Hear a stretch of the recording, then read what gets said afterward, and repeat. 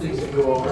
Up at the top there is Danny, another amazing artist of ours, as well as our TA for this class. So if your pencil breaks or rolls into the seat, you can raise your hand, we'll help you with that. But there's also plenty of empty boards around, so you can always grab a pencil from one of those if you're close enough.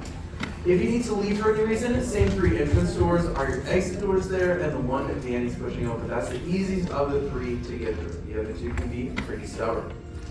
Now, in this class, we're doing something called rough sketching. So if you've never been here before, we don't have erasers on our pencils. Rather than erase mistakes, we're going to keep building on our sketch. We'll add more and more lines.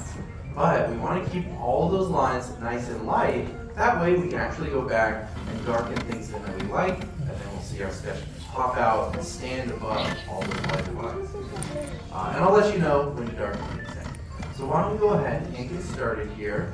Oswald is going to start with a basic shape. Anybody know which one? Yeah, let's go ahead and start with a circle. And he has long rabbit ears, so we want to place this. Go ahead and place it to the bottom right of your page. We're not going to have anything below this. So we're just going to go around and around, lots and lots of lines here. And it's definitely okay if you don't start off with a good shape, where you add a whole lot of lines. A-okay. I always have to add a lot of lines to get a good circle. Circles are hard. Don't let that stand in the way of creating an awesome sketch. But now we need to add in some guidelines. I'm going to pull through towards the right side this C curve so that we can get his center line. We're drawing him at about a 3/4 view. So he's turning off to the side here. And then his eye line as well, we want to go ahead and pull across a little letter U here. Just extend that on through. There we go. Now from this point, we can really start building him up. We have our basic shape, we have our guidelines. Let's start adding in some features. So I'm going to start things off here with his nose. And you can either have this entirely inside the circle, or if you want it to be a little bit bigger, sticking outside the circle, that is fine too. But build it up right there along that eye line. And then we're going to just carve off that little top section and start locking this in. So that's going to help give his nose a little bit more shape. It's a little bit different than Mickey Mouse's nose. Mickey just has that little oval nose, but Oswald, more like a jelly beans, I would say. Lock this in, and then if you want to, you can even shade it in too. There we go. Now Oswald has a lot to be happy about, so we're going to give him a big smile over here. I'm going to pull from right below the nose. We're going to bring this up to the left. And Oswald, he didn't used to be part of this company. Walt Disney created him while he was working for a different studio back in 1927. And this studio, now known as Universal, had other plans for Oswald. Oswald was getting very, very popular, so Walt Disney asked for more money so that he could get more animators and be able to compete or keep up with the demand for the shorts. However, there was this guy that was working at Universal, and he had other plans. So he was constantly and slowly taking away the animators that were working for Walt, and ended up leaving Walt with nothing. He said, "We're not going to give you more money, and we're going to let you go. So bye-bye." But luckily, one man stuck by him, Walt's best friend. Anybody know who that was? Stan Lee? That's a guess. It's not a right guess, but it is a guess. John. His name is Ub Iwerks. Anybody ever heard that name? No?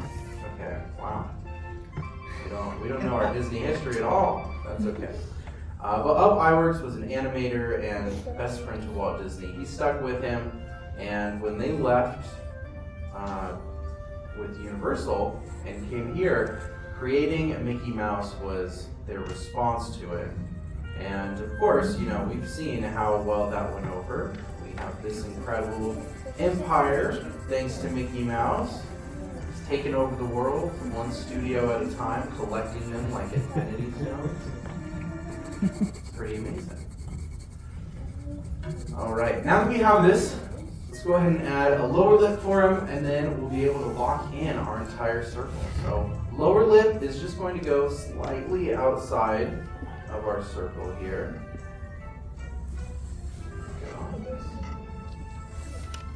Now, one thing that I forgot to mention with the Universal story is that they kept the rights to Oswald. So Walt Disney ended up losing those, couldn't have them anymore.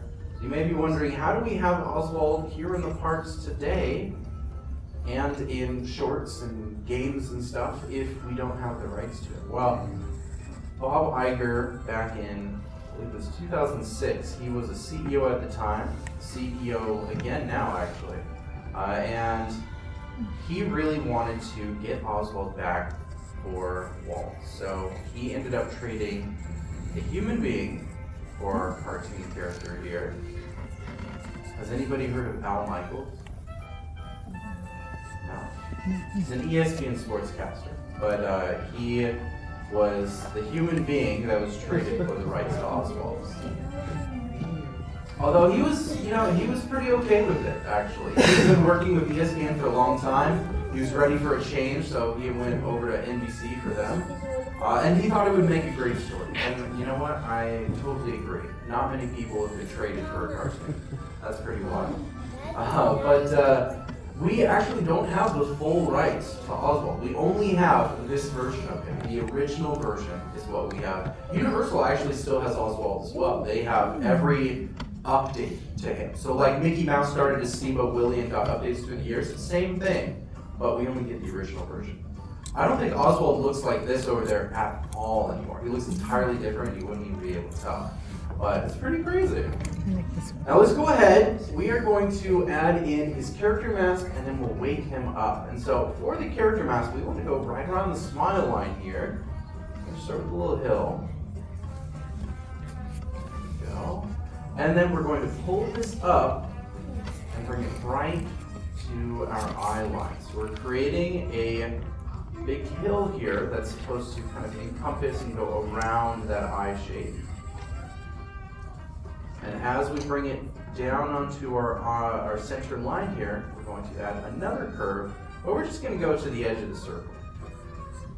Oswald is a little bit different than Mickey Mouse in that most of his features are going to stay inside of the circle. So our character mask here, most of the smile, his nose, they're all really just staying inside that shape. Where Mickey Mouse, he can definitely change that up. He doesn't have to keep everything inside. There we go. Now for his eyes, of course we want to go with that Steamboat style, the original just kind of black oval. So I'm going to place in our first oval in this middle space right on top of the eye line. And then his other eye goes right on top of the nose against the edge of that center line there. And if you want to, you can also give him pie eyes like this. Looks pretty good. I'm going to go ahead and do that. So I'm just going to take a little triangular shape out of this. And then we'll go ahead and lock the rest in, make it all stand out. There we go. All right. Now Oswald has gotten a little bit more popular lately, which is pretty awesome. He's been able to be in a lot more things. He was in this game Epic Mickey. He was in the Wonderful World of Mickey shorts. Actually, I think he had a cameo in a movie recently. It was a Marvel movie. I don't remember which one it was, but he was in a cameo in one of the movies, which is the first time that one of these cartoon characters from Mickey or them has been a cameo for a live-action movie like that. So he's making bounce. He was also in the Lunar New Year Parade, which is really cool. If you got to come around that time, he was super adorable, riding on the little chariot and stuff. Now, we are missing one last thing here for him, right? What are we still missing? ears. Yeah, we're missing those ears. So we're going to place them in. I like to shade this in real quick though. So if you want to do that, you definitely can. But those ears are going to be like big baseball bats. They have an interesting shape. If you've seen the ears that we have here in the parks form, it's really just long with a kind of a hill on the end. So I'm going to start this at the center line. I'm going to lightly pull right above his cheek here for the first one. And then we'll go right through the middle of the eyes here for the second one. And I like to start down at the base of the head and kind of pull upward, get it a little bit wider as it goes. There we go. Bring those lines out there. Same thing here. And then add in a C-curve or a hill to go ahead and close that off. And then you can lock things in here and shade it in if you want to as well. But that will be pretty much everything you need for your sketch of Oswald, the Lucky Rabbit. They actually call him the Lucky Rabbit because he can take his rabbit foot off and rub it on things to make it lucky. Kind of weird. He has to take his leg off for that. He's got a lot of interesting powers. Cartoons from the 20s were able to do some very different stuff than we see cartoons do today. Alright. In the end, how do we feel about our sketches? We got one blue. We need some practice. You know what? That's what art is all about. Practice makes perfect. Absolutely. But you know what? You have all the steps to do it again if you ever wanted to. And I'm sure, you can probably find videos of this on YouTube as well. But, I'm proud of everyone for finishing up your sketches today.